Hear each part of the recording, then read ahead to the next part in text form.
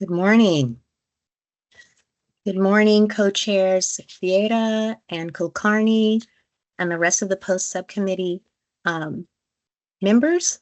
My name is Aisha Martin Walton. I'm with the Department of Justice and member co-chair Vieta.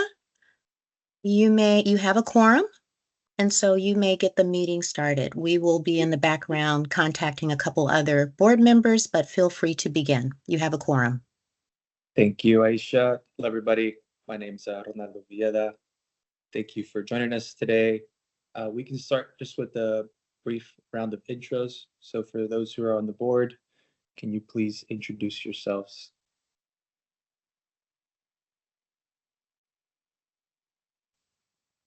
Good morning. My Good name morning. is Angela Sierra. Go ahead.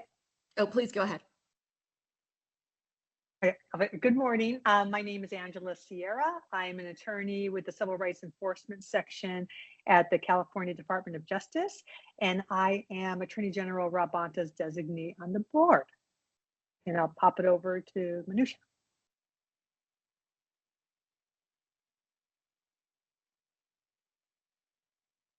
Hi, this is Manju Kulkarni. Apologies, I'm now having internet issues myself. But just for purposes of the introduction, I'm going to turn my camera off. Manjusha Kulkarni, Manju, I'm Executive Director of API Equity Alliance and designee of former Speaker Anthony Rendon.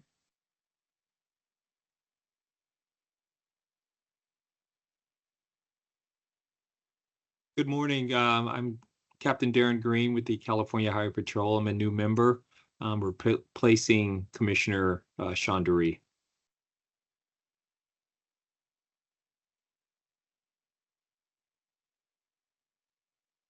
Good morning, Sean Talese. I'm the Chief in Beaumont, California, and I'm the appointee of the California Police Chiefs Association. Good morning, everyone. I'm Rich Randolph, Chief of Police Cuesta College, and I'm an appointee of PORAC. Good to see you. Good morning. My name is LaWanda, and I'm an appointee of former Governor Jerry Brown, then appointed by the new elected governor. And I'm from Los Angeles. And I'm going to have to turn my camera off because I'm going to have to drive to a location where I can get Wi-Fi better.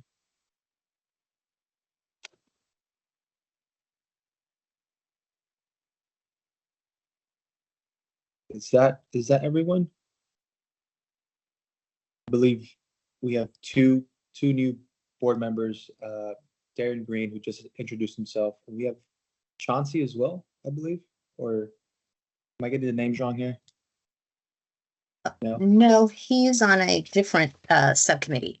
Oh, okay, got it. Yes, All no problem. Then moving forward to the approval of the meeting minutes for our last subcommittee meeting.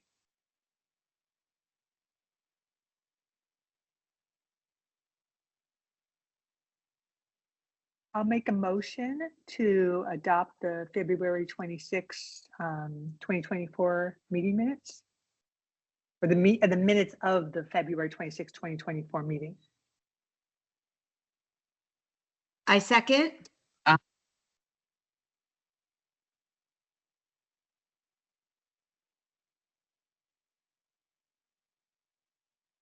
We take a vote now. Everybody in favor of adopting it? Board Member LaWanda in favor.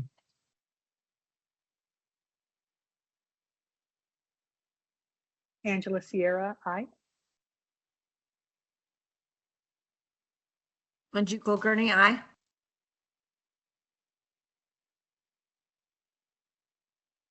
Rich Randolph, aye. Sean Talese, aye.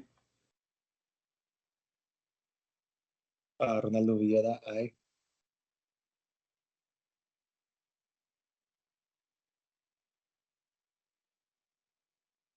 I believe motion carries.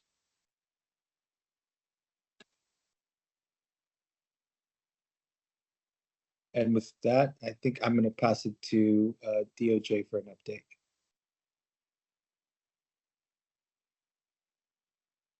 Okay, good morning, everyone. My name again is Aisha Martin Walton. I'm with the Department of Justice. I am a non-lawyer on the team, and I have been with the RIPA team since just 2019, working on a host of issues related to the post-training and recruitment.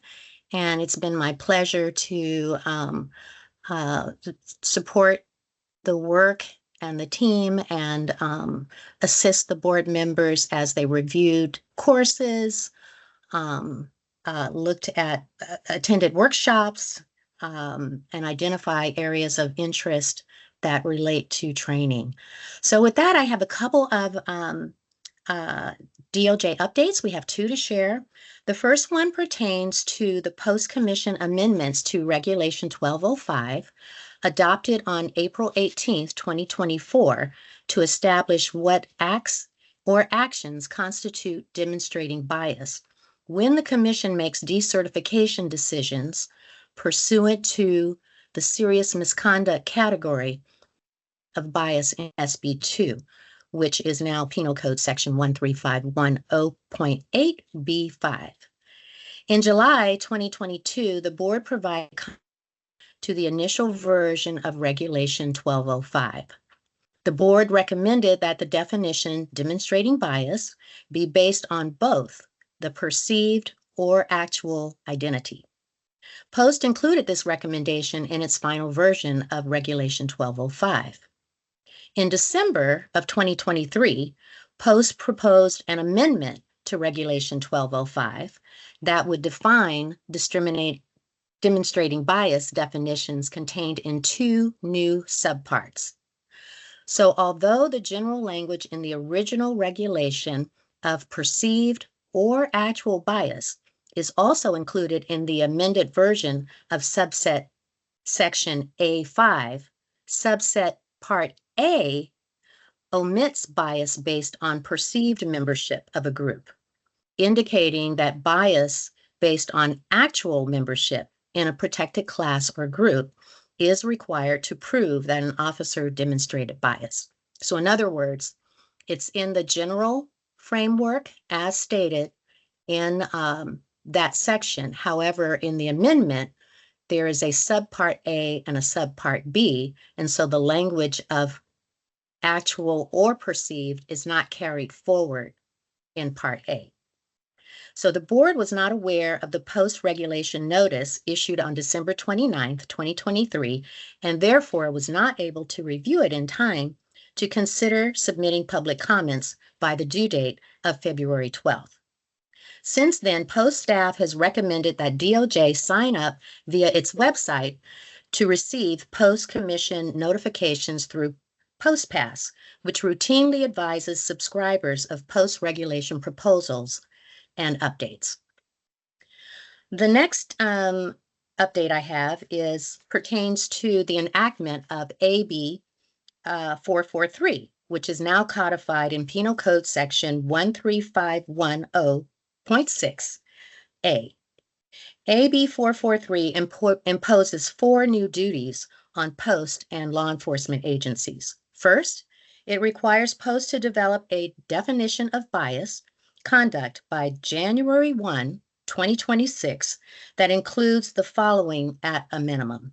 1, bias conduct includes any conduct, including but not limited to conduct online, such as social media used, engaged in by a peace officer in any encounter with the public, first responders, or employees of criminal justice agencies as defined in Section 13101. And all of this will be included in the minutes. So, you'll have that information. And to continue, as defined in Section 13101, motivated by bias towards any person's protected class or characteristic, whether actual or perceived, that is described in Subdivision B of Section 51 of the Civil Code. 2, bias conduct may result from implicit and explicit biases. 3, conduct is biased if a reasonable person with the same training and experience would conclude, based upon the facts, that the officer's conduct resulted from bias toward the person's membership in a protected class described in paragraph 1. 4, an officer need not admit biased or prejudiced intent for conduct to be determined as biased conduct. Second, it also requires LEAs when investigating any bias-related complaint or incident that involves possible indications of officer bias to determine whether the conduct being investigated constituted biased conduct, using the definition developed by POST. Third, it requires POST to develop guidance for LEAs on performing effective internet and social media screenings of officer applicants. The guidance must include, at a minimum, strategies for identifying applicant social media profiles and for searching for and identifying content indicative of potential biases, such as affiliation with hate groups. And finally, it also requires LEAs to determine in investigations described in AB 953, subdivision E, whether racial profiling as defined in section 13519.4 occurred. And if any members, I know that was a lot of information, and we're going to put the bill in the chat. But if you have any questions that are front of mind at this particular time, we do have POST representatives on the line who might be able to answer any questions that you have. So with that, that concludes the DOJ updates. So Ronnie, I will turn it back over to you. Thank you, Aisha. And now we're going to jump into our discussion of the post guideline development workshops that we were just a part of this last month. And just Really to quickly, give you guys, sorry, really quickly, Ronnie, we're going to have now in between an update from the Post Commission. oh, okay. Yes. So with the 2 Post members that are on the line, please put their videos on and proceed with their presentation. And welcome. Thank you for coming with us, or coming to speak with us today.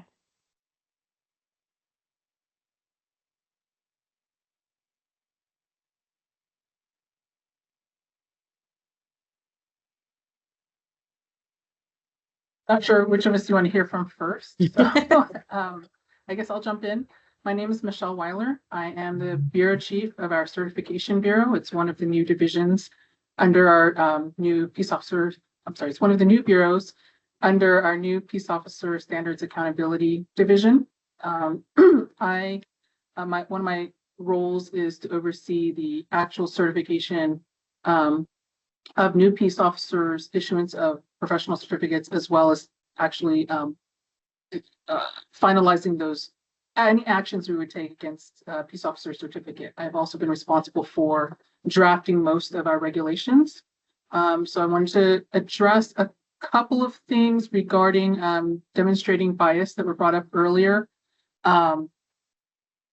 It's POST's opinion that subsections 5A and B are actually subordinate to subsection 5, and therefore the perceived bias still applies to subsections 5A and B.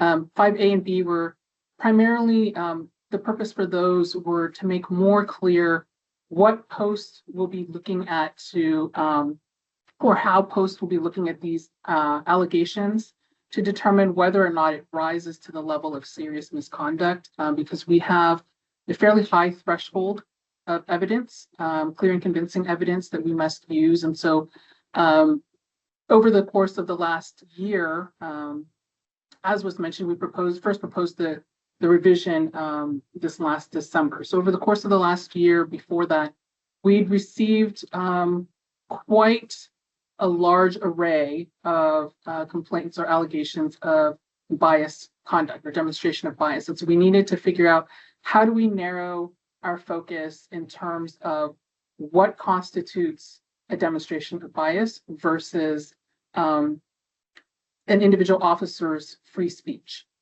because we obviously don't want to violate an officer's free speech rights either. And so we tried to hone that in on their actions as a peace officer and whether or not their actions demonstrate to a reasonable person whether or not those actions are a demonstration of bias, again, versus their free speech. As an individual, private citizen, not wearing the badge, not in uniform, not taking any actions against another individual. That's not to say that things off duty could bleed into on duty actions, but we're just trying to provide a framework that for the general public and a regulated public. So I just wanted to clarify that. I also want to just kind of provide some numbers for you guys, just so for the interest of transparency and how we're looking at bias and what we're doing with our allegations of serious misconduct. So since January 1st, 2022, we have had a total of 546 police officers separate from their agencies with some allegation related to a demonstration of serious misconduct. Of those, 30 of them were related to a demonstration of bias. In 2023, a breakdown of that number, there 15 of them were related to demonstration of bias, and the same number also for 2024 so far. Of the cases that we are working on, we have a total of 5,000-ish. These are more approximate numbers now. We have approximately 5,100 cases that are related to a demonstration of bias. Keep in mind that these may not be the sole allegation of misconduct. There may be multiple allegations of misconduct along with that, and a demonstration of bias may be one of those. We've closed approximately 2,000 cases. Of those that are closed, 68% were closed, classified as non-actionable. As you may be aware, there's a time period where agencies had to report all allegations of misconduct, but we could only take action on certain ones. Then there were 28% closed, classified as not serious misconduct. So it didn't rise to that level of clear and convincing evidence that serious misconduct took place. We are still working on approximately 2,000 cases that remain open and under post-purview for investigation. And then about 1,000 of those cases remain open with the originating agency. So we're awaiting an outcome from them before we proceed with our cases and investigations. And I'm open if you have any other questions or let I have a Helena. question. I have a question. This is Sean Lee. So if I understand right, there were essentially 15 sustained biases, cases of bias by peace officers. I not necessarily say sustained. So the numbers I gave earlier, those are, as you're aware, agencies have to complete an affidavit of separation when an officer separates from the agency. So those are 15 officers who separated either by termination, resignation, or retirement from their agencies for either the agency separated them for the Bias Act, or they were under investigation for a Bias Act and they chose to resign or retire at that time. That doesn't necessarily mean that Post has completed those investigations. And those are strictly based on separations. There could still be people on administrative leave working still patrol with their agencies. No, understood. But I just want to make sure I heard the number 15 correctly. Yes. And how many post-certified peace officers are in the state of California? It's in excess of 50,000, isn't it? At the moment, we have approximately 82,000 full-time peace officers. And then we also have, we have like reserve officers also. I don't have a number specifically for them at this moment. But we have approximately 82,000 full-time police officers. Okay. Thank you. This Yes, is ma'am. Angela Sierra. I have a few questions. With respect to the allegations of bias or the complaints of bias that Post is looking at or has looked at or will continue to be looking at, I want to make sure, my understanding is that first Post will be looking at the investigations that the actual employer law enforcement agency has done. before then, and after that, does post decide whether they'll be doing an additional investigation versus like reviewing the primary investigatory materials? Correct. Because we don't have the capacity to do our investigation for every single one of these separate Right. from the agencies. There is an initial reliance on the agency's investigation. We will then review all the materials in the agency's investigation, and should we determine further investigation is required, or the allegation, and this is across the board, not just for bias, or the allegation of misconduct is either so egregious or involves personnel at higher levels of command, that the agency should not be left responsible for the investigation, then post will step in and conduct their own investigation separate from that. Thank you. And another question I have is, again, with respect to the allegations of bias, which is only one of many, I guess, categories of serious misconduct. Has Post seen, or is it something that it may be looking for in the future, whether agencies are looking at the RIPA data when evaluating whether allegations of bias should be sustained or not? That's something that you've seen done. We have not looked at that at this time. To my knowledge, we haven't actually looked at that and checked with the agencies on that. To be honest, we're still playing catch up with a lot of the things that are coming in. But it is something that, you know, we have a lot of things on our radar to follow up with down the road as things start to settle down, and that is something that we can put on our radar. Great, great. And then my last question is with respect to the new duties per the AB 443 that Aisha was talking about earlier. Will Post be having like public forums or public meetings or any public activity with respect to kind of collecting ideas for best practices for some of those categories? Did you have any specific ones in mind? Well, like for example, like how did doing like the internet research, giving guidance to law enforcement about that, for example? So generally speaking, when we're implementing something new on a grand scale, let's say like guidelines and such, we do convene subject matter experts work groups and get a feel for what's happening out there from the subject matter experts. Depending on what the subject matter is, they will come from an array of backgrounds. Obviously, we'll have peace officers involved. Could be command staff, could be field level, if appropriate, community members, attorneys. So it really depends on exactly which piece we're honing in on and what type of work we're doing with that. Okay. And would be able to find information on the Post website if there were going to be public facing stakeholder meetings? Yes, if we're having public meetings, yes, that will be made, that will be announced publicly on our website. Okay, great. And actually one last question. When you spoke earlier about the thinking of Posts about 5A and 5B are subordinate for the perceived bias. Is that one I've seen on the Post website that there's often very helpful like FAQs and guidance in addition to the regulation. So one idea is if that might be explained on a FAQ, could be helpful. There is something to consider. I'll make a note of that.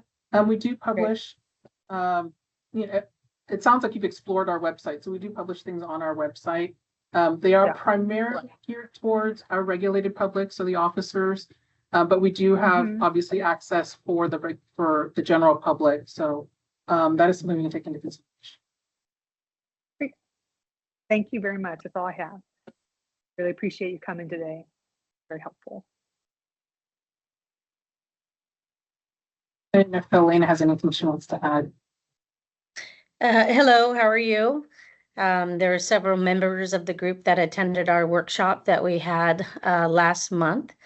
And it looks like A survey was sent out to the subject matter experts that attended that, and tentatively, we're looking at October 8, 9 as our secondary workshop for the racial and identity profiling curriculum guideline workshop. We had 2.5 days at the Museum of Tolerance.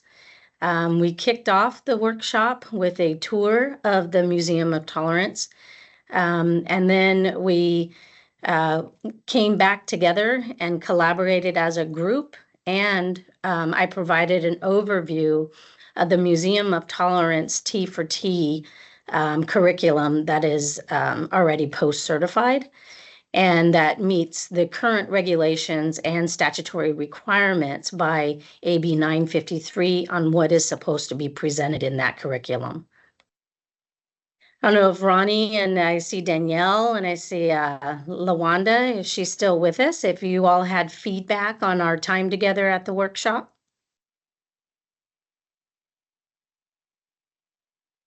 No? Okay. Are we gonna have a discussion about it after this, or? About what? About the workshop? Yeah. Well, no one had really given me parameters on this meeting. Just wanted a overview and an update on where we were. But I thought maybe you might have some insight that you would want to share with the subcommittee on what we worked on and what we discussed and your perception of what occurred in the workshop. Okay, and then before I do that, I am seeing 2 hands raised, Sean Okay. and Manju. I'm not sure if Okay. that was to the previous person who was speaking. So I want to also address that. Oh, Okay. thank you.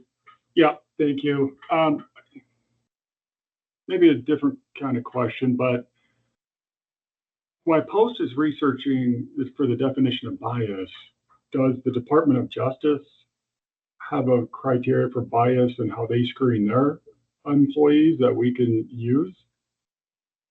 Or does Post? I mean, because I have a department policy on how to screen for bias. I don't know why we're recreating the wheel here, or we can just take the language to stop bias from being in the Department of Justice. I'm concerned about this because as you're gonna push up against the First Amendment, and we've taken legal action against the AG already about the gender.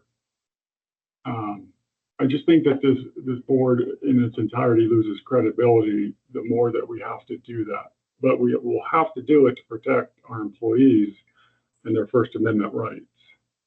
So is there a definition that your department's already used when you're hiring employees that we could look at?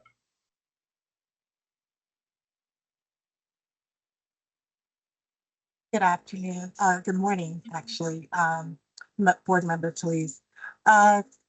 Your question is a good one. I think for AB 443 outlines minimum requirements.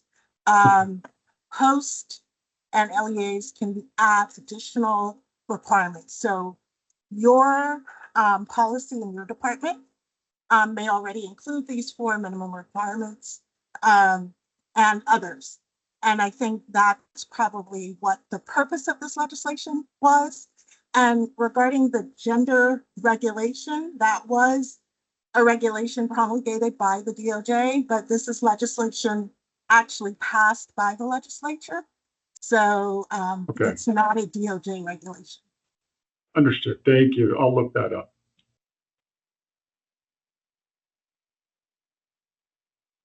Thank you.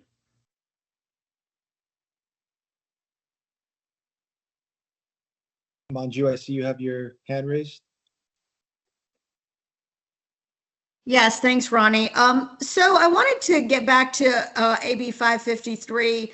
I think that the understanding is that, perceived bias is really, I think, understanding and evaluating it is as important as actual bias. And so I want to know, really in terms of the rest moving forward, what is the post plan? And I think including those key pieces around perceived bias in addition to the actual bias. Sorry, I'm having some internet difficulty, so I'm not sure if that's coming through.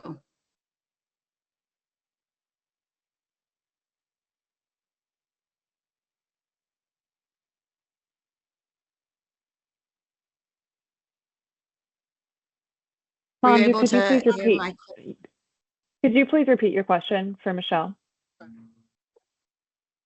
Sure. So I wanted to ask if Post plans to propose regulations for, in order to address the issue of the perceived bias that we've been talking about.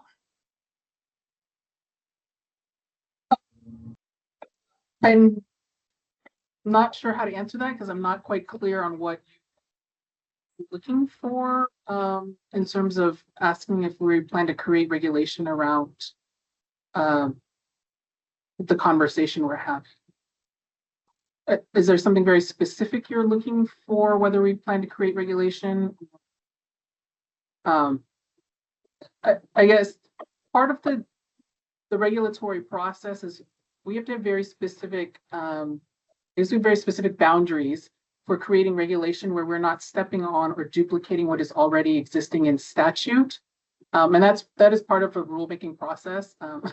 Speaking from personal experience, I've had the Office of Administrative Law slash some proposed language many times because they said it's duplicative of what is already existing in statute. So I guess in order to answer your question, I kind of need to know exactly what you're looking for. Generally speaking, with relation to bias, other than the definition that currently stands for the definition of serious misconduct, we do not currently have plans for that. But if there's something more specific you're looking for, it may fall under something else we have plans for. Well, thank you. And you know what? Might follow up. I'll be at the Post meeting next week. And so we could perhaps talk in greater detail about what we're considering or what I.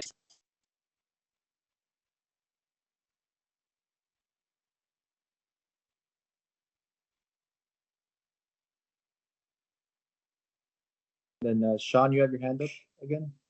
Or is the previous one? No, I do. I was just trying to find it in the chat before I officially asked. I just wanted to go back to, if I understood right, when Aisha was given the update, when we look at the criteria of what might be considered bias by a, I think by the standards by a fellow officer or an uninvolved officer, but did she say that they had similar experience or some experience? Did anybody hear that? I don't know if she's still on, but I couldn't, I wrote this down and I just kept letting the updates go on and now I'm coming back to it. I just want to make sure that we have the peace officer would have similar experience, right? Not just some experience. So, Captain Talese, are you referring to the requirement in AB 443 that in terms of demonstrating bias using the reasonable person standard? Yes, That is a reasonable person with same training and experience. Hmm. I think that would be a reasonable officer. But again, this is new legislation. It was passed in October of 2023. It will be in effect or operative on January 1st, 2026. So at that point, a lot of the interpreting what these mean, but it is a reasonable person standard. And that's usually, and it'll probably be a reasonable officer standard. Right. We're not sure if that's how the statute will be interpreted, but it's a reasonable person standard. Okay, yeah. So we have some time, right, to work out regulations because typically it's, when there's a reasonable standard, it's similar training experience. right? What would an officer with similar training experience? I just want to make sure it's not, if I didn't hear the word some, and then you have somebody with less than a year on determining what somebody with 15 years on is, because that's, that's not similar. But I'll digress because we have a little bit of time to work out some regulations. Sounds like. Yes, and again, we're going to put the link to the bill in the chat, so that may be Yeah. helpful too. This is all new. Thank you. Thank you for your question. Yes, ma'am. Thank you. And I think with that, I'll pass it back to Elena.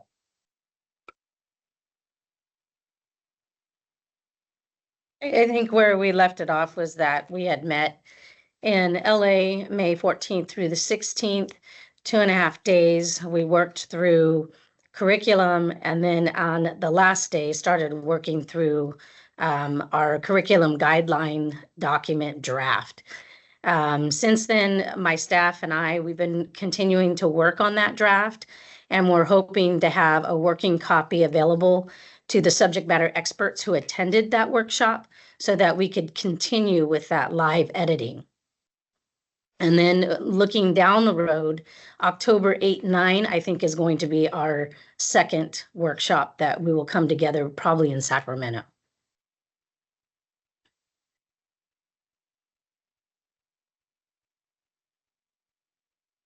Thank Do we you have for any that. feedback from those that attended the workshop? Manju, I see your hand is raised.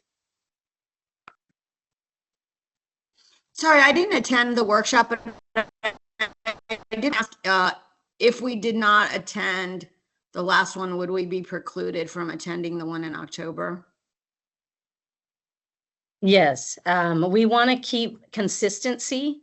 And the group that met in LA, they did agree to meet and reconvene together as a group in October. I see. Okay. Rich Randall? Yes, Ronnie, I just had a question because you're pretty good on keeping everyone in the loop. Did you put out an email or did we get something? Because I don't recall about getting invited to be a part of of getting an opportunity to be a part of this. And I know I stressed it quite a bit since I am at the academy and I've been wanting to get people involved in the academy and the law enforcement segment. I believe the Department of Justice sent out an email to all board members who were interested to respond to and then coordinate being a part of the workshop. Okay, so the committee, just so I know, is just 3 people, 4 people with no law enforcement representation at all with Post? No, No. there are several law enforcement agencies that were there, including academy directors. There was a total of Okay. 15, 16 members of the workshop. Oh, okay. So we had a very diverse group of subject matter experts that came to the table. And from law enforcement, advocacy, RIPA, as well as, again, academies. So we had fair representation across the board. Thank you. Yes, of course. Do any board members have any questions to post? I'm going to open it up before I ask my questions.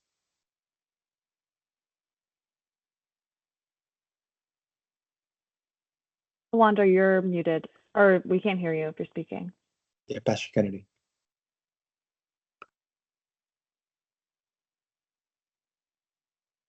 Sorry.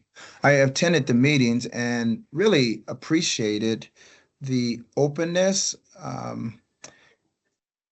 Actually, some of the executive leadership group in Post made sure that our comments from Post were included in written documents and was included in the conversation. In high-level negotiations, nobody gets everything they want. But everybody walks out with something that they wanted. And that, I believe, is how we walked out of the meeting. It was really good conversation. We were involved, Wanda, Ronnie, and a few others, we were involved with the updating the curriculum. And we saw a lot of the things that we wanted, things that we felt were important to be in the updated curriculum. And so we saw several of those things. We didn't see everything, but we saw several items. And so that was encouraging.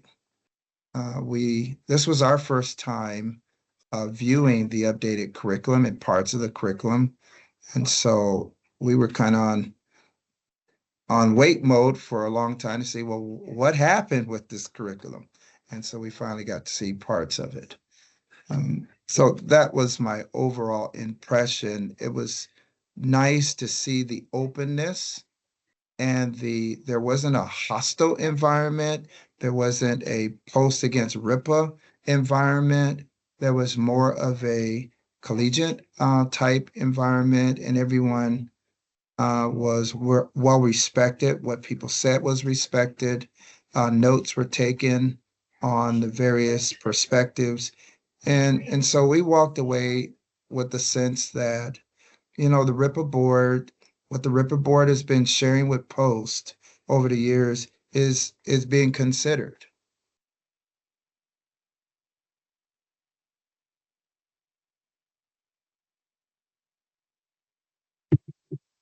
Thank you for that, Pastor Kennedy. I do have a couple questions to the written response to the 2024 RIPA report that was posted for the June 13th commission agenda. Maybe like 3 separate kind of questions or topics that I want to cover. Can you just please explain why you framed your response as not training guidelines, but guidelines for racial and identity profiling? Does this distinction have any significance for Post purposes? Clarify that question for me. Put it in context. Yeah. So, you guys frame you frame the responses. They're not training guidelines, but guidelines for racial identity profile, right?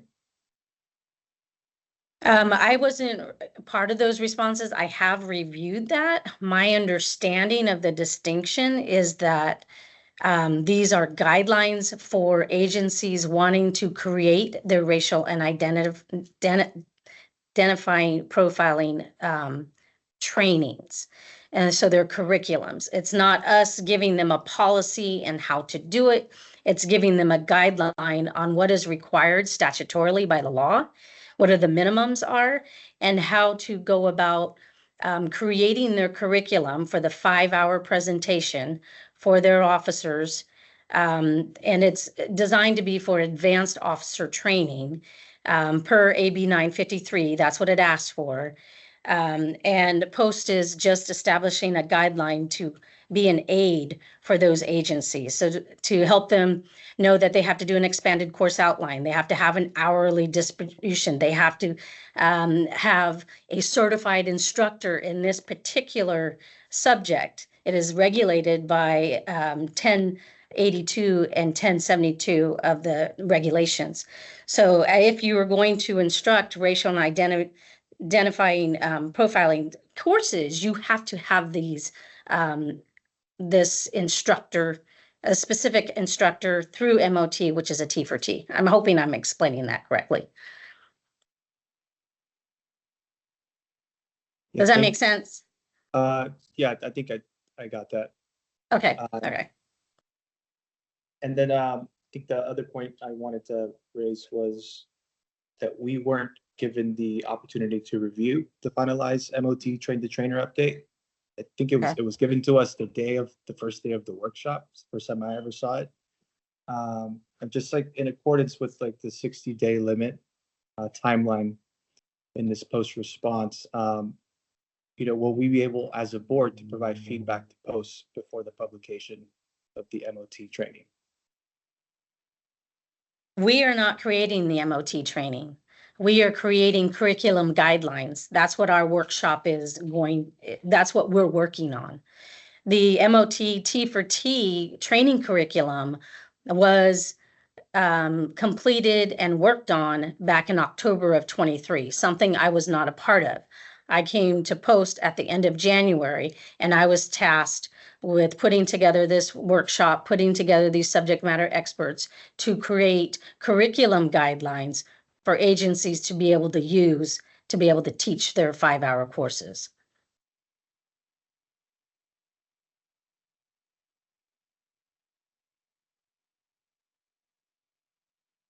And the last one I wanted to raise is, you know, the response says that Post is willing to work with the board on creating content related to accountability to incorporate into trainings.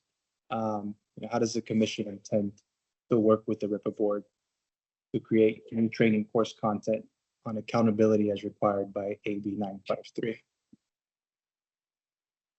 I can Well, speak to again- that. This, Okay. yeah, Helena, I can speak to that. Yeah, this is Megan Polis from Post also. So Ronnie, just to answer your questions, the commission has not reviewed these responses yet as a whole. They will be doing that next week. So I imagine there will be some discussion as to how that will look. So I think that that's something that we can talk about at a future date.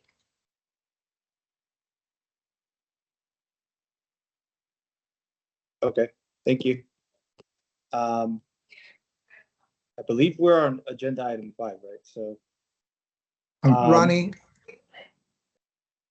yeah, go ahead. Pastor. one more matter, Ronnie, because you brought up accountability. We will, just so you all know, because officers who witness other officers behaving improperly are required to report. That did come up, and how they can report without retaliation. That was a hot button issue because of the code of not, telling on each other and trying to stick together and just not create distrust.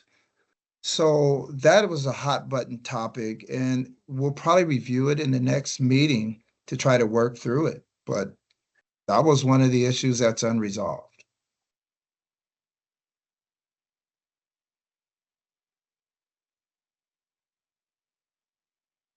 And just to kind of give a little bit of context, right? So in August 2023, last year, Post agreed to develop these guidelines as a standalone document and to include the board in their development.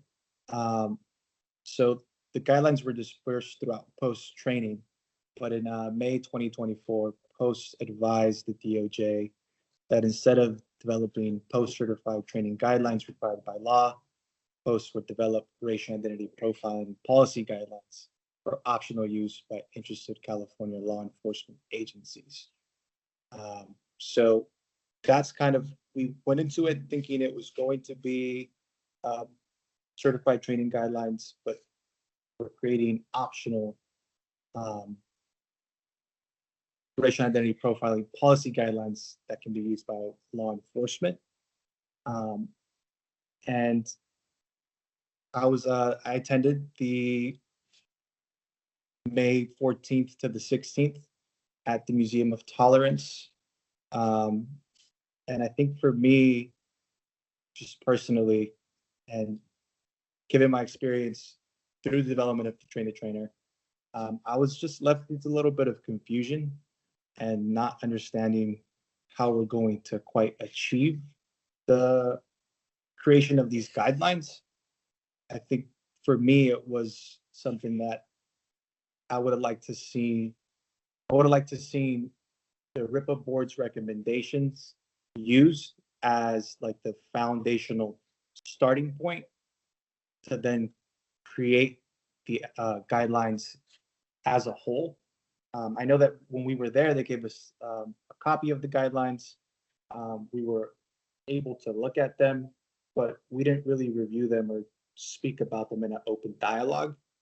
And I feel like for me, it's important that we kind of are grounded and rooted in some of that, because it creates the space for us to have the dialogues that I feel like weren't really had. The facilitation was good, was a little, again, confusing for me. I know we did some breakouts. We had some conversations and breakouts that were great, but then it wasn't really then incorporated into the larger conversation. And while we were in these breakout groups, I was hearing from some of the law enforcement officers there that for them, as they facilitate this training, some of it is a little unclear. And I quote, cadets are not understanding the context. Some of the scenarios are unclear and difficult to interpret. So that to me was something of importance that I wanted to raise here. We also spoke about the need for more diverse groups to participate. It seems like we're not seeing key cultural differences among communities. And overall, I think for me, it was great. I got to, see Pastor Kennedy and LaWanda, got to catch up with them. But overall, I wasn't really too impressed with what transpired. And again, to me, it didn't feel like we were grounded in the reasons that we were supposed to be there. We kind of just used the train the trainer outline as a jumping point to then create these guidelines. And I know that LaWanda also was there. Pastor Kennedy, I know you were there, and you kind of already made some comments as to it. So I will open it up to LaWanda if you also would like to share what your experience was like.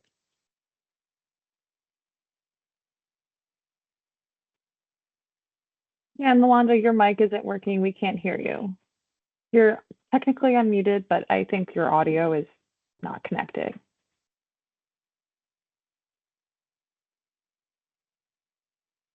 No, I think it's an issue with your system because we can't hear you. No.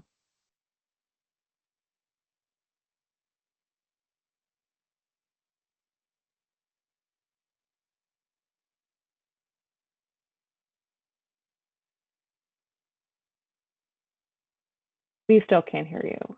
Maybe try logging out and logging back in. Seems can be difficult. Yeah.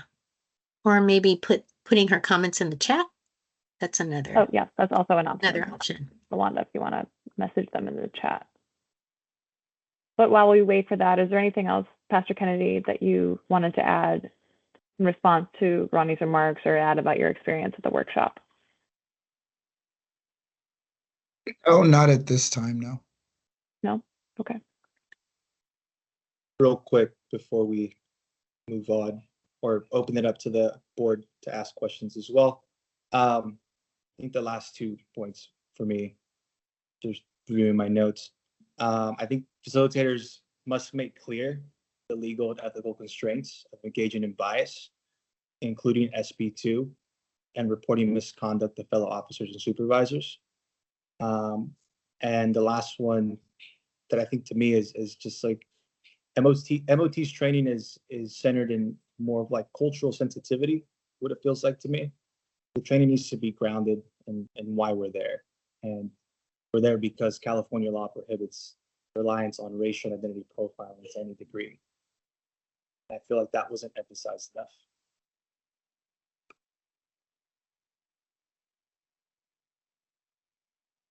LaWanda, did she put her comments in the chat? Is she going to be able to get her mic to work? No?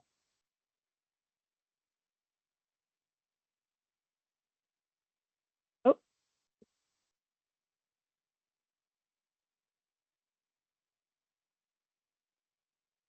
All right, unmute yourself now, LaWanda. Let's see.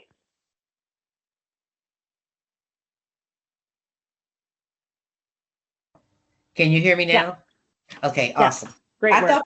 I thought the meeting was quite interesting, the training and stuff like that, but I was a little concerned, like Ronnie, after what we had went through the last 2 years, 23, 22, with Post and the Museum of Tolerance with all the training. I thought before anything should have been released, it should have been given to Post, given to the committee, RIPA, to look at it so we can have some understanding what is being presented in the training.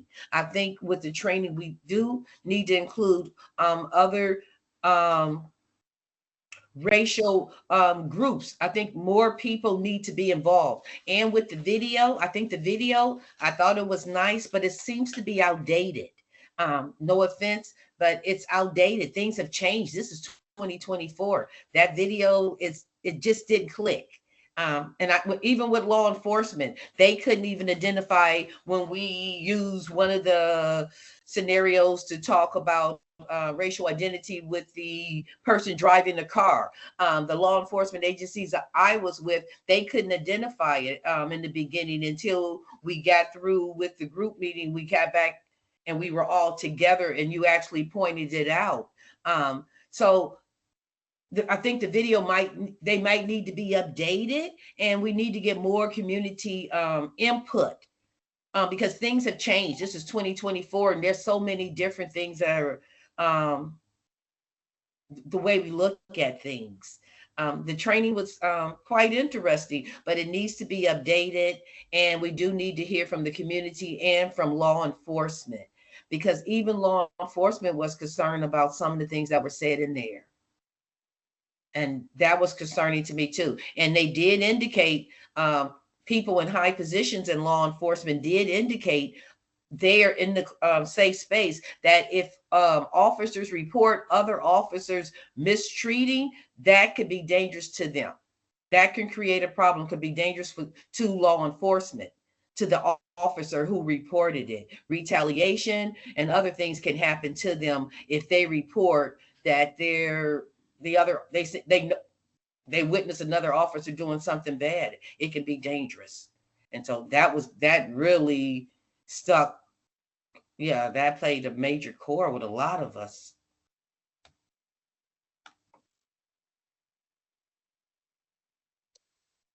We were told that the definitions are in the detailed presentation of the curriculum. So, we're still kind of waiting to see how those definitions were actually incorporated into the curriculum. That was what they were looking for. But I do want to reiterate, at least the door is open for us to have these conversations. And if you don't have an open door to have conversation, you can't even bring these things up. And if the door is open and you're having conversation and you're not taken serious, then you're wasting your time. And so at least there was a welcome environment, and the new leaders in Post are insisting that the comments from RIPA are seriously considered. And so we have to stay at this. Law enforcement in America has been around for quite some time. And so to make changes in an organization that is deeply entrenched in culture, it can change, but it changes slowly and systematically. So we have to keep making these meetings, we have to keep sounding the alarm, we have to keep being approachable and being respectful in our conversations, and keep fighting for change. And that's how change happens.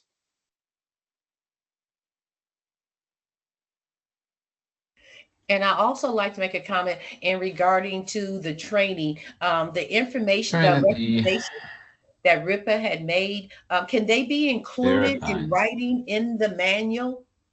Because when we were looking at the manual, the recommendations that RIPA made, are they going to be attached, or they weren't there, were they?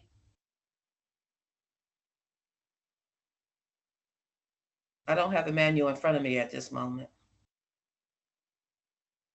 You're asking the recommendations that we put forth for the guidelines?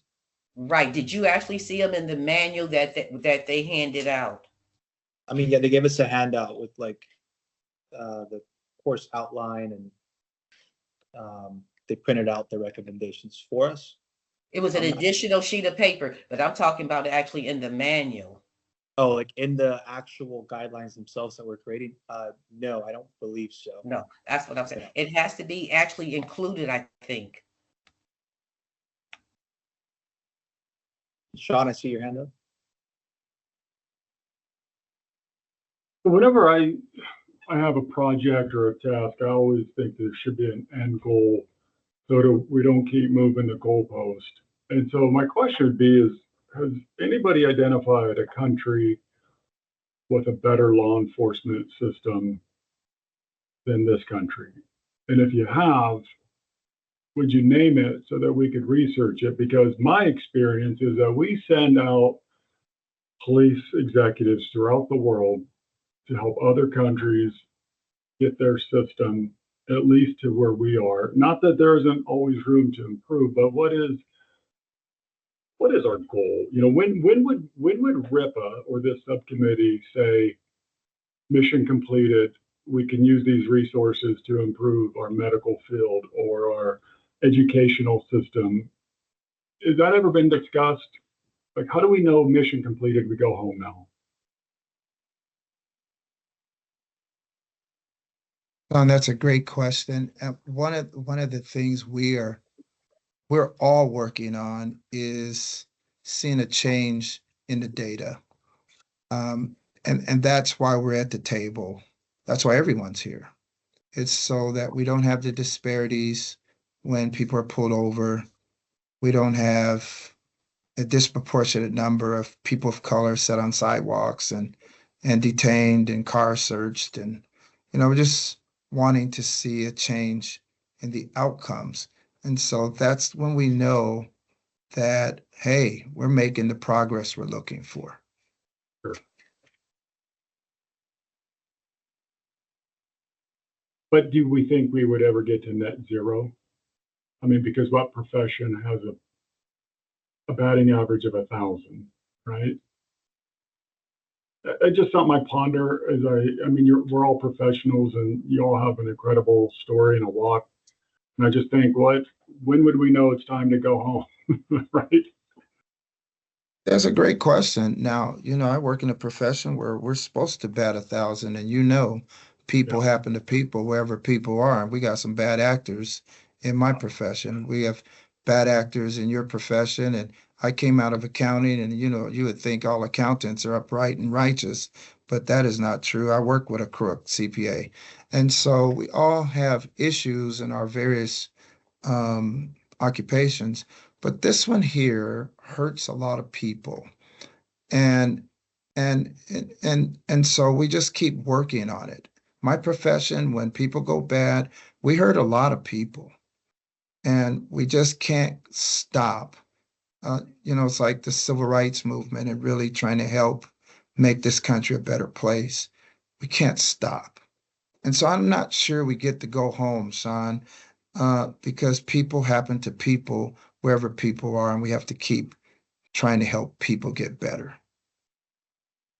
Appreciate it. And just like a little side comment to that, and I think it's why it's so important to have effective training. You know, the goal for us here is once the RIPA data shows disparate treatment trends are at least coming down, that's when we know that we're making a difference, right? And do any other board members have any questions for us who attended? Comments? I see that we're supposed to have a break here in the agenda. Go ahead. Oh, Ronnie? Yeah, I had a question / comment. You had brought up what I thought was a very important point regarding the MOT training, that it was centered really on just understanding different cultures. And that's not really,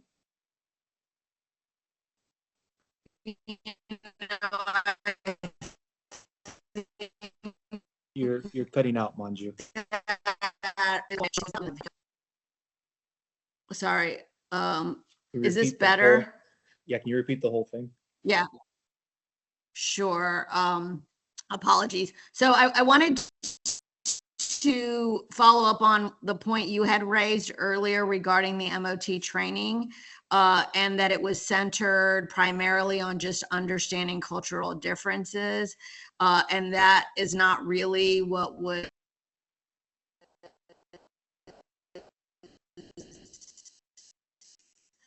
of what Post should be doing, and the even the training guidelines for MOT. So I wanted to kind of just follow up on that and see if there are any opportunities to sharpen the training so that it is actually toward a goal of reducing the disparate type and number of stops, rather than just understanding why, you know, some people eat sushi and other people eat spaghetti. Like, that's not what we're in the business of right here. So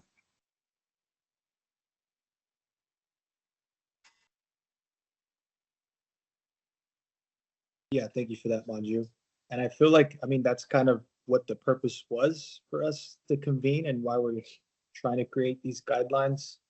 But I guess we're gonna have to wait and see for the next workshop, what the outcome is of this meeting of the minds that we're having. And I know that we're supposed to have a break, but I think for time's sake, we should just push forward. Do you guys are all in agreement with that? Is that okay?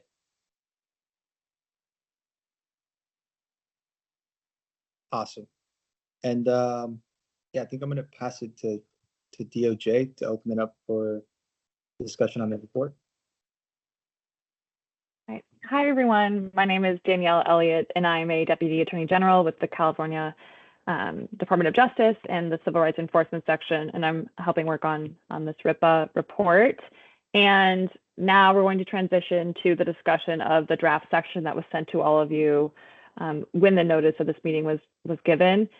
So just wanted to address that and give you an opportunity to pull that up when you have the chance. And I wanted to walk through the draft with you just to identify what the main goals are and the recommendations that we're putting forth. So I'll just give you a brief overview first, and then I'll open up at several points for questions and some edits or recommendations you all have. So primarily, this draft can be broken down into two main components. And the first is a review of the ongoing work with Post. And so last year, or like last year, Post provided a written response to the RIPA report recommendations. And that response is in progress, as Megan joined in to say, like, it's going to be presented next week at the Post Commission meeting on June 13th, and there'll be discussion for Post to first finalize the recommendations or the response to the recommendations from the 2024 report. We will address those, and the RIPA board will have an opportunity to review Post's response, and that'll be incorporated in section B of this draft. There's a placeholder there now. So I just want to identify that. And also, we're going to include some summaries and just a recognition of the work that we've done this year in the Post space to discuss the workshop and the development of the guidelines. And that's been what the first half of this meeting today has been about. And so obviously those are very much work in progress, and we have a second workshop coming up in October. So we'll be able to incorporate this progress into the draft by the next meeting and then continue to work on this, most likely going into next year. Post has stated that these won't be finalized this year. It will likely be finalized sometime in 2025. And so this is going to be some continuing work for the board to address this year and next year. And so just wanted to give you an overview of that. And the first section focused on the work with Post. Do any of you have any questions or comments on this first portion? Seeing some no's. Okay. Moving on then. Oh, yes, go ahead, Board Member Sierra. Hi. Yes, I just had on the working with Post on the first section, the only comment I have is on the first page, and this has been a topic we've been discussing today, about what the guidelines, if they're for optional use or should be something in addition to optional or instead of optional use by California law enforcement agencies. I'm looking at page 1, the second paragraph. Mm-hmm. My suggestion would be to elaborate a little further. I think for some of us who haven't been working on this subcommittee as long, or for members of the public who haven't been as involved with the issues around the guidelines and posts, it's not as clear. And so, and I don't know if like today's discussion and the information that we receive from post is something that can be built in there, but that would just be the one area I think that maybe we could tease out a little more, so it's better, so the reader better understands what the differences are, and what, if there's a disagreement, you know, what that really is. But so that's my only comment on this first section. Thank you. I took that down, and we'll definitely make sure that it's more clear in the next draft. Yeah, or maybe just expand on it. But thank you. Yeah, thank you. Okay, so now we'll move on to the second main component of the draft, which is the section discussing the emerging research on anti-bias training. And part of the board's charge, according to AB 953, is to conduct and consult available evidence-based research on intentional and implicit biases. And that is what this section aims to do. And so the main thesis, I'm going to direct your attention to the top of page 9. It is like the second paragraph there. And really, the next few pages just discuss research that is forthcoming from experts about implicit bias and their effectiveness in changing behavior and attitudes of law enforcement officers. But I just want to draw your attention to that paragraph where it says several studies indicate that focused short-term training to reduce implicit bias can produce some initial significant reductions in implicit bias, but that officers return to their baseline levels of implicit bias after a few months. However, there are variations in the intensity of the training, the total number of hours, the distribution across weeks or months, and refresher courses that can affect the durability of this implicit bias training. And so while some researchers continue to seek the proper balance of this implicit bias training intensity, others have turned to alternatives to anti-bias training to reduce racial disparities in policing, such as looking into cognitive training or policies that limit discretion or changes in policing culture. And so that is what this section is really about. We're reviewing this latest research, and we're trying to understand how to see the changes in the data that we want to see.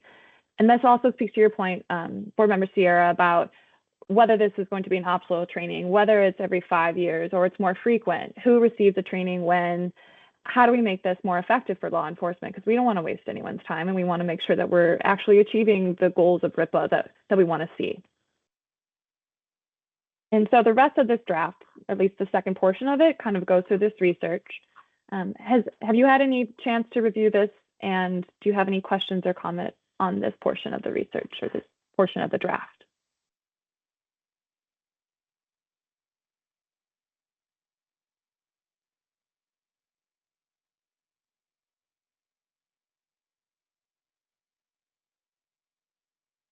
Board Member Sierra?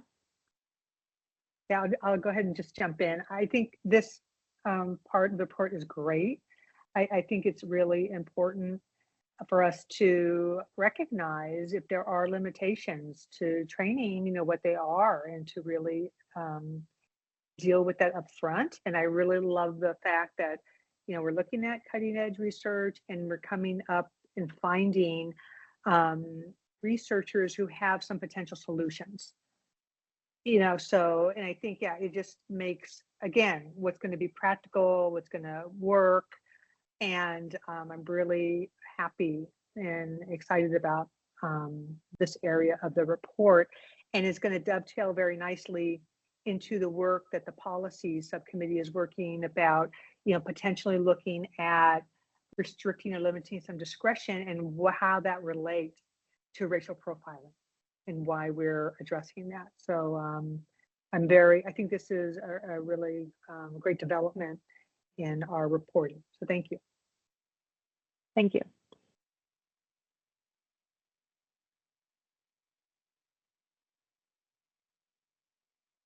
there any other comments? And I know this is a dense section and a lot of research that's new and being presented. So I invite all board members, not just on the subcommittee, but especially those in the subcommittee, to review the research, ask me questions if you have any, and also you can send any researches or studies my way if you think there's more that needs to be incorporated. And at the end of this section, so we're moving on from that now. So at the end, the section presents the best practices for policy, legislative recommendations, et cetera, that we provide every year in the RIPA reports. And we are still developing these now, and we would like to review them and receive your input so that we can present more concrete ones at the next subcommittee meeting. So I'll turn your attention to page 17, where this section is, and there are some enumerated recommendations that we're putting forth. Some are still in progress, like our discussion on Regulation 1205. We don't have anything to review right now for that, but we're recommending expanding the public members of the Post Commission. Again, this is a reiteration of the 2022 report. Increase hours at the Basic Academy and field training officers. Compared to other types of training, there's less requirements. Require law enforcement agencies to have a policy on racial and identity profiling that includes accountability and the consequences of noncompliance. Requiring more frequent training on racial and identity profiling. Requiring supervisors to take racial and identity profiling courses. Require body-worn cameras to be used in training or highly publicized incidents of training in lieu of staged scenarios. And then we're going to skip over 8 because I like to end with that. But number 9, require third-party audits of training. And number 10 to post is to update trainings related to youth. But circling back to 8, and this is where I want your feedback, obviously, on all of these recommendations. But in particular, we are, like board member Sierra said, presenting cutting-edge research regarding the limits of the effectiveness of implicit bias training. And we want to make recommendations to the legislature, to post, to law enforcement agencies for how to incorporate that and what we want to do in regards to addressing that research. So we've presented a few options here, and the board can choose to promote all of them, none of them. You can suggest others, but I wanted to just discuss them with you, and they are listed in A through D. So that is optional of limiting officer discretion during law enforcement stops, requiring and funding cognitive training, which is discussed above in the research section of this section draft, amending the law to allow for more diverse groups of stakeholders to present the Museum of Tolerance training, including the organizations that were listed in the original bill from 2002. And actually, if you have any questions about that, the 2023 report, the RIPA report, is excellent in that section. And then D, require post or any other training program to present data on the efficacy of their trainings in order to continue to receive funding or certification. So any comments on any of the recommendations we have written here, or any specifically related to the effectiveness of implicit bias training? I'd love to hear your thoughts. I like all 4 of them. I think we should incorporate all 4, but I'm open to having a discussion if anyone is in disagreement.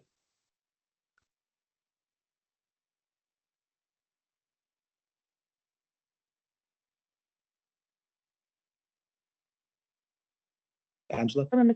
Yeah. Yes, on the limit officer discretion. I mean, that is a topic I think that also is kind of overlaps with the policy subcommittee, and that's a pretty complex issue, and that we've recently had CHP and LAPD make presentations with respect to the pretext stops or consensual stops. So I think my recommendation on that would let that work continue on that issue. And I think to address anything broader here, it may be a little bit premature, I think, because we are narrowly looking at discretion in a couple of areas. So that's just one comment for consideration. And on D, the one area that I've been thinking about a lot is about the efficacy of trainings and how to measure efficacy.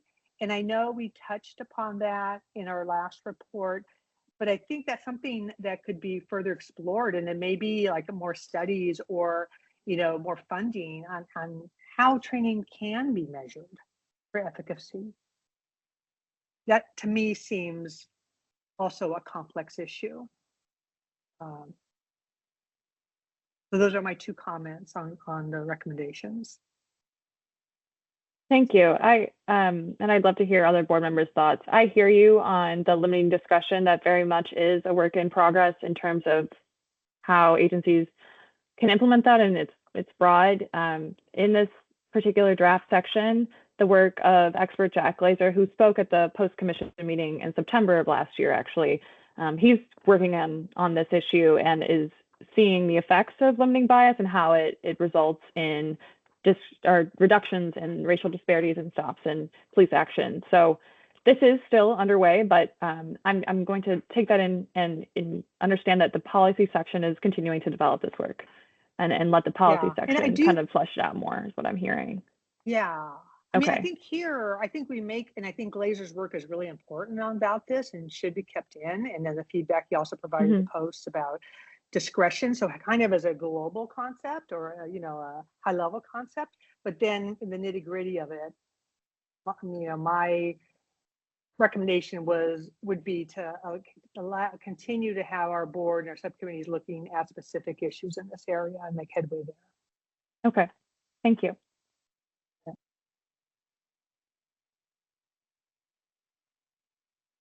Manju.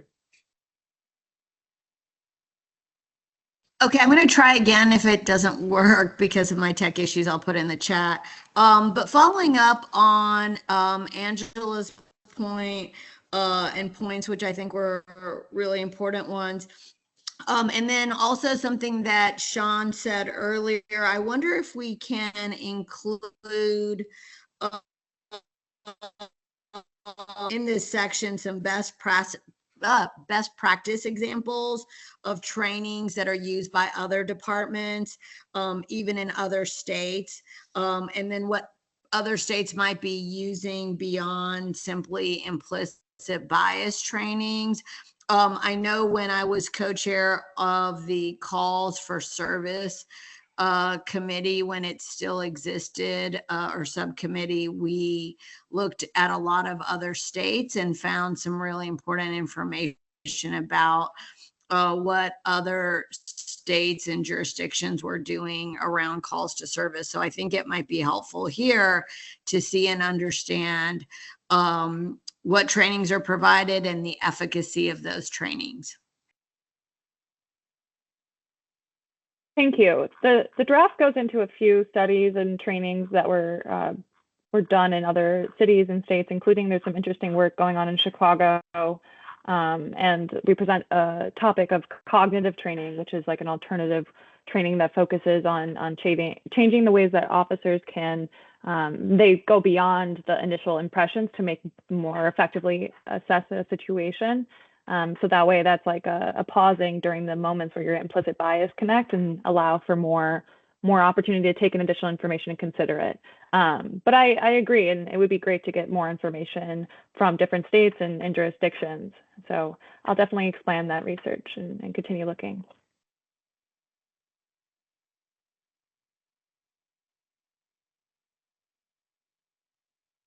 Aisha, I see you had your hand up.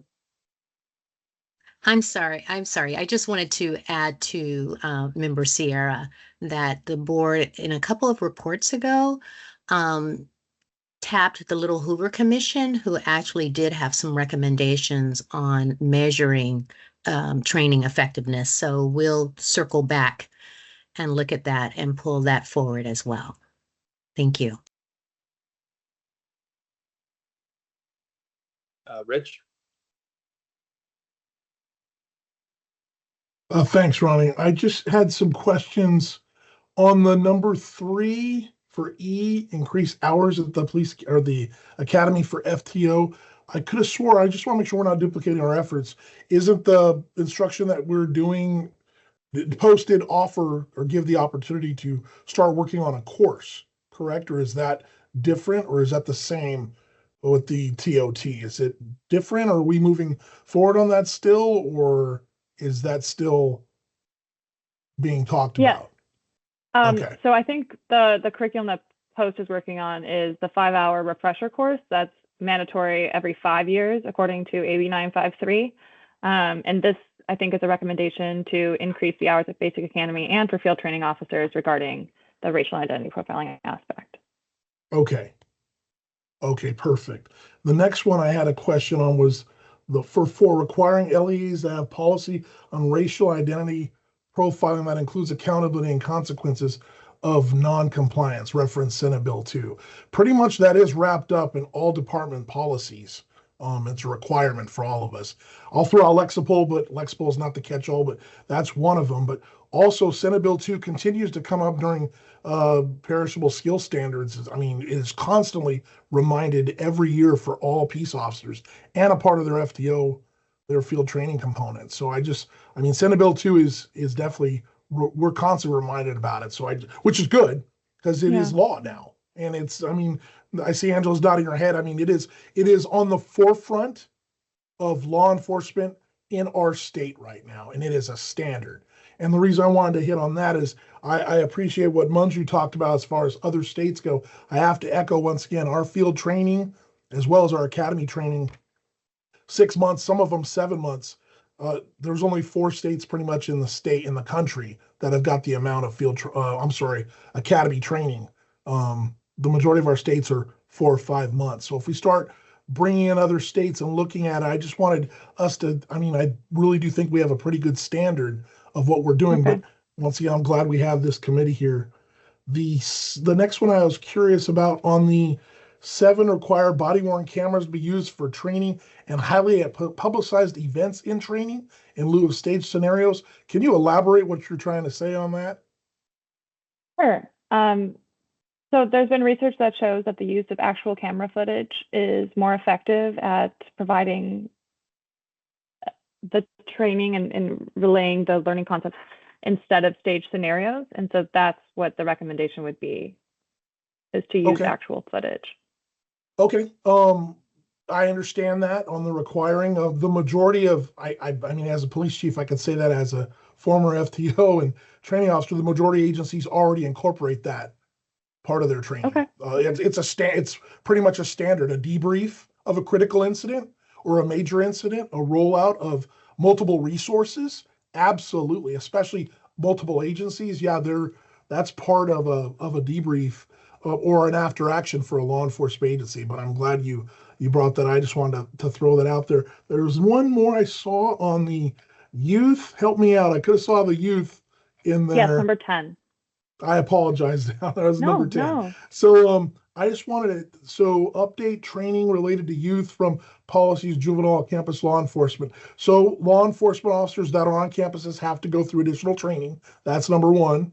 And number 2 is I just want to make sure that we're not duplicating our efforts because this is being focused right now on another committee. And Angela, which committee that we were just on?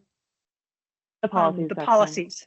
Yeah, policy. Yes. So I mean, that's why I said that there. It's from policy. Got it. It's really just Okay. a cross-reference. It's not something I expect this committee to independently necessarily push forward. I do have a couple of questions though for you about the comments that you gave. I'd love to hear more.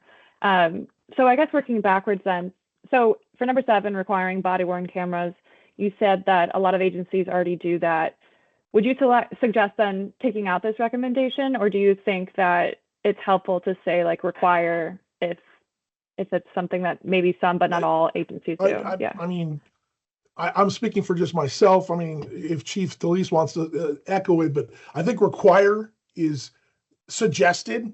But I will tell you the majority of law enforcement agencies, if we had a critical incident, going into a house, making contact with someone, de-escalation, huge right now in mental health. Huge de-escalation. Nothing wrong with getting the shift together afterwards. Let's talk about this. And putting up 3 body-worn cameras and watching the different angles of what each officer saw, because all of them might have had different backgrounds, came from a different angle. They're all seeing something different. So just suggested, that's what I was looking at instead of throwing out requirements. And also another thing is you still have, unfortunately, it's not us, but and that's changing, but a lot of agencies still don't have body-worn cameras, the smaller agencies. So yeah, that was all. Okay, so alter 7 to say suggest instead of require. Yeah. Okay.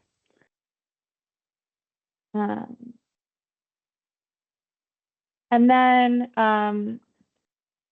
I hear you on point 3 about increasing the hours. I'll look at other states' requirements. I think here Okay. it was really just to focus in on the training regarding profiling and honing in Yes. on the implicit bias. So we can make, this will definitely be further fleshed out and be clearer for the next board subcommittee, or excuse me, the next subcommittee meeting. We'll make this a better recommendation that's more specific. Okay. And then for number 4, you said that a lot of law enforcement agencies, or they have that, it's already required. Would you say that this then is redundant?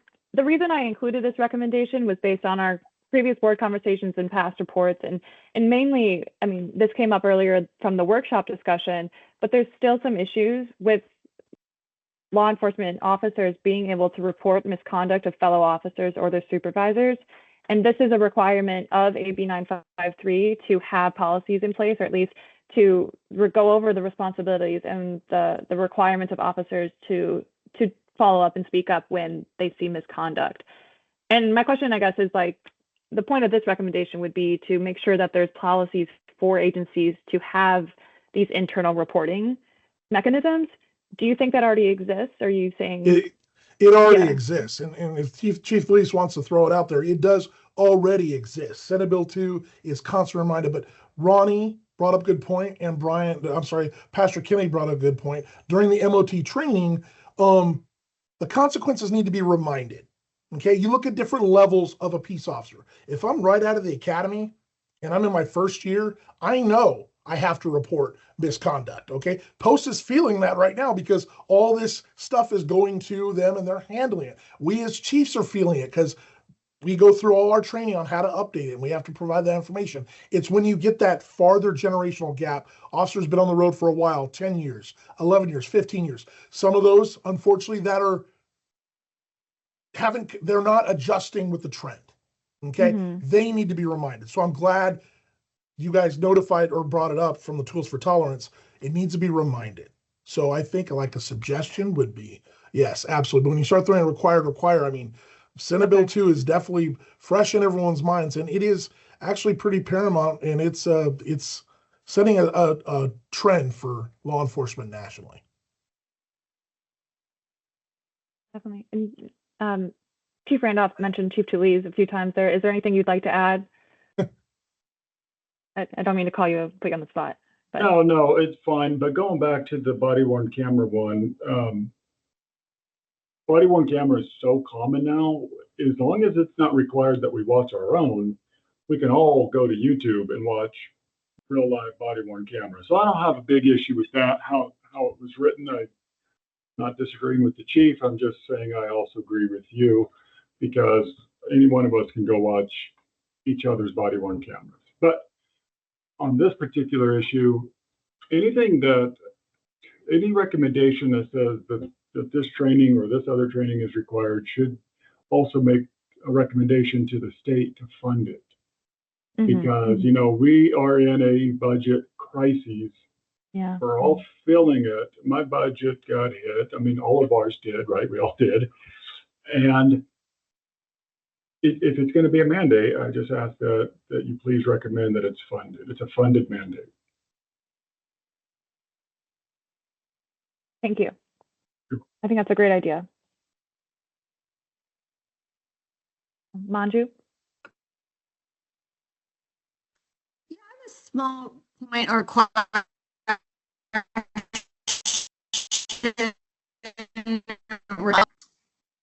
Whether, while I appreciate that, many law enforcement agencies require it, one thing that has happened a number of times, at least here with LAPD, is there has been a reluctance to release the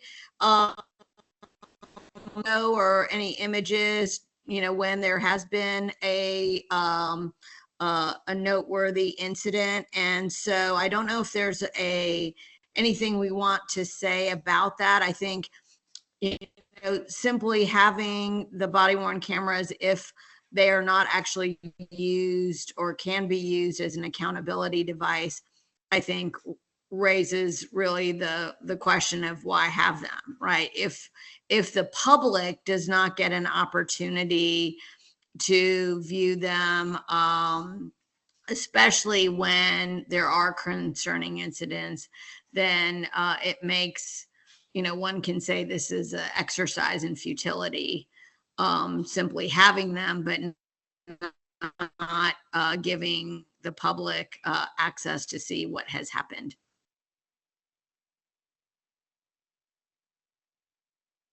Manju, I understood most of that, but you did cut out a little bit. Is the recommendation that you're suggesting, could you just reiterate that, please? Is it to have the public view the footage, or is it, sorry, could you just say it again? Well, yeah. I mean, sorry about that. Again, I'm having problems today, but I would just say if there are some policy, would there be any policies that we would recommend? And that's a question to say that, and encouraging the sharing of these videos, et cetera, so that they do serve in the way that they were intended, which is to provide accountability on both sides, right? So it's not simply, I think it's important for officers to also be able to show, what happened, obviously from their vantage point. Okay, thank you. And LaWanda? Hi. Perfect. I support Board Member Sean. Like he said, we do have to have funding for this, especially when we start saying a requirement. But I do think we need to say a requirement instead of a suggestion, because the suggestion leaves it up to the officer to decide if he wants to use the camera. It has to be mandatory that we've seen it just recently in San Bernardino or Riverside where the officers didn't turn on the camera. And it would have saved the community, and it saves us taxpayers money if we have that camera to be able to show why these things happened.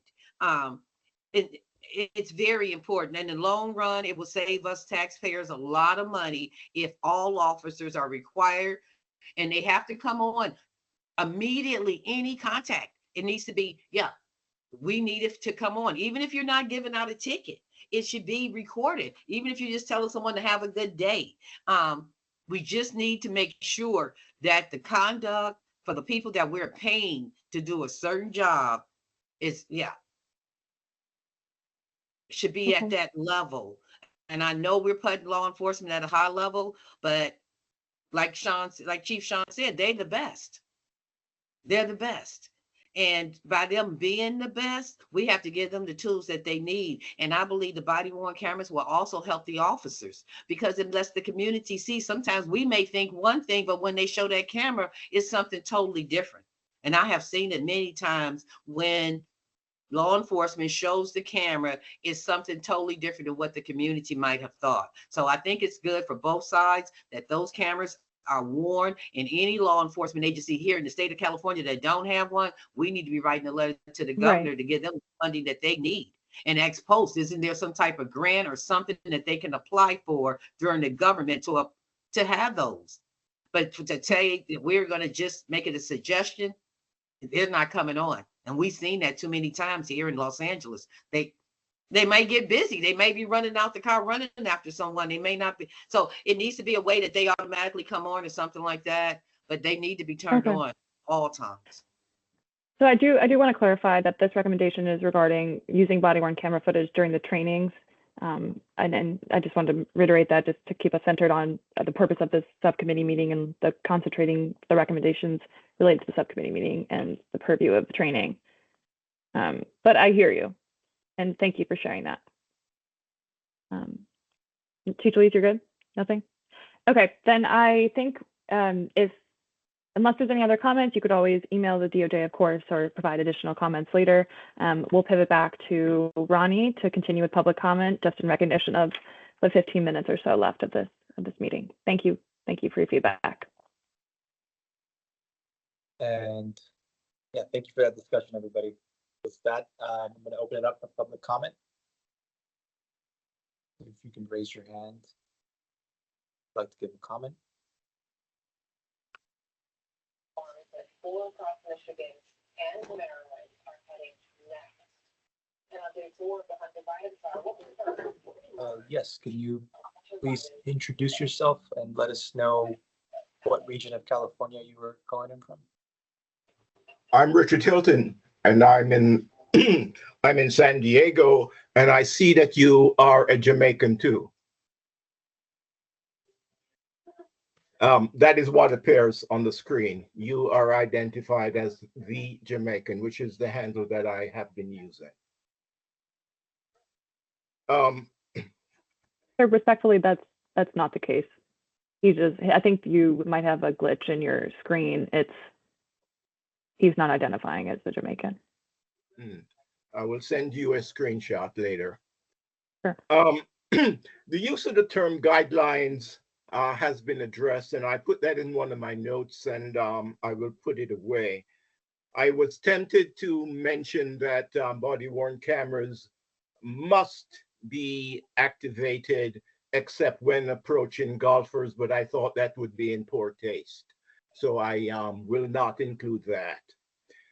I come to speak particularly about complaints as how those complaints shall be handled by post, and how my complaint has been handled by the San Francisco Department of Public Accountability. It has to do with bias, and how bias may be expressed not only by the officer in the street, but by the officer when he completes his top data entry. The California Department of Justice has reported that San Francisco has had 13,000 stops in 2023. However, data that I obtained from San Francisco itself shows that they have had 20,000 stops.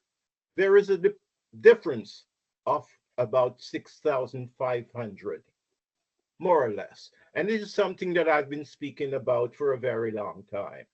Now, when I first mentioned it, San Francisco closed my complaint and found it unfounded. This is all related to San Francisco Police Department's practice of fudging data so as to obscure the racial identity of the people that they stop. Earlier, I heard someone say that disparities are trending down. Well, they are not in San Francisco. In San Francisco, the use of force disparity has gone to 25. Now, when that happened, the California Department of Justice produced a report that says that use of force disparities have steadily decreased. I hold that the California Department of Justice is a part of the problem, and I would not ever appeal to post, which I believe is even a larger part of the problem. And I thank you.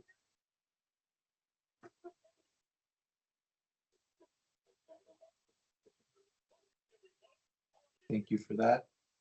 Are there any other public comments?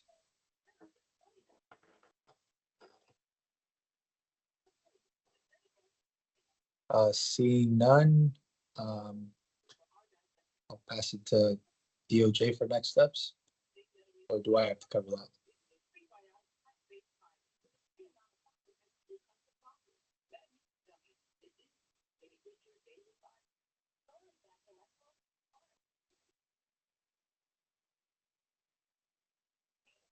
Good afternoon, Board Member Viera. So for next steps, what we'd like to do, if the board has any specific directions to the DOJ, anything you want to cover, we do have from your discussion with Danielle, other additional points you want us to look into for the draft. But if you have any instructions before the next board meeting, now's the time to share those. Thank you.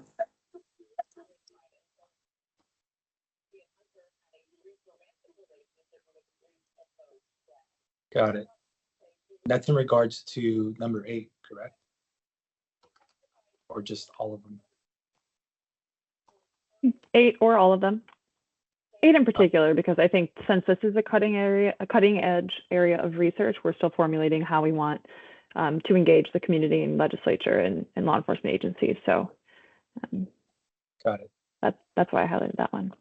Do we need to vote on this as a subcommittee? I don't believe so now. This is just to keep you informed of the draft progress, and then at the next meeting, we'll be voting, I think.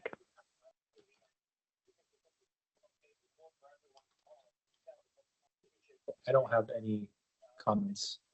I like number 8. I think all 4 of them should be included. But it's going to be voted on next meeting. Any other board members have any comments? DOJ? I think with that, we can adjourn.